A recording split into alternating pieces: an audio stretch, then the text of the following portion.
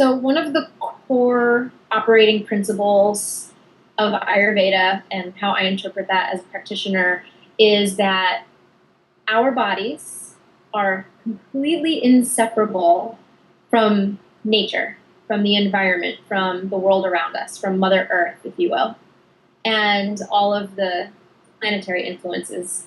So actually, a woman's hormones are influenced by the lunar cycle.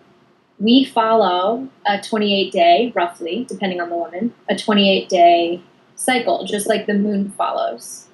So one of the ways I look at it, and that is taught in the ancient texts, is that the full moon, for example,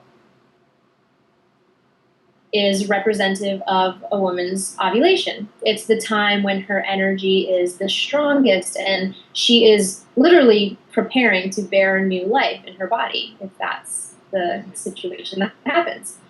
So her energy is more outward, it's stronger, she's very creative at that time of the month. So ovulation and full moon are connected. And then what happens is once that egg is not fertilized, the body starts breaking down the endometrial lining that was prepared for conception, starts breaking it down just like the waning moon phase. So the moon goes from a full moon and it gets smaller and smaller and smaller until you can't see it in the sky anymore. And that's representative of the waning moon phase until the new moon happens, or the dark moon.